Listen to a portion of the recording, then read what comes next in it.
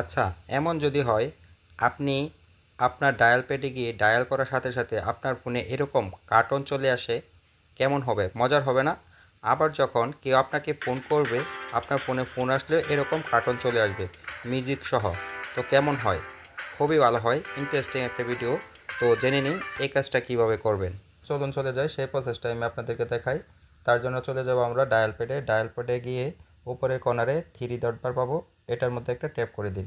তারপর সেটিংয়ে একটা ট্যাপ করে দিলাম।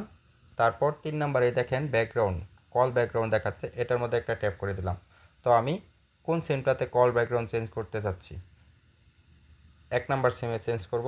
তখন দেখেন নিচে লেখা আছে ব্যাকগ্রাউন্ড, ব্যাকগ্রাউন্ডে একটা ট্যাপ করে দিলাম। এখন এখানে অনেকগুলো ব্যাকগ্রাউন্ড পেয়ে যাবেন। তো আপনি যে কোনো একটা ব্যাকগ্রাউন্ড দিতে পারেন, অথবা আপনি যদি চান এখান থেকে আপনি চাইলে আপনার যে কোনো প্রিয়জনের ছবি অথবা ভিডিও দিয়ে দিতে পারেন ব্যাকগ্রাউন্ডে। যখন কল আসবে তখন আপনি এই জায়গা থেকে ভিডিও অথবা পিকচার যে কোনো একটা প্রিয়জনের ছবি আপনি এখান থেকে চাইলে দিয়ে দিতে পারেন। তো আমি এখন ব্যাকগ্রাউন্ড চেঞ্জ করব। আমি এই ব্যাকগ্রাউন্ডটা দিতে যাচ্ছি, কার্টুন একটি ব্যাকগ্রাউন্ড।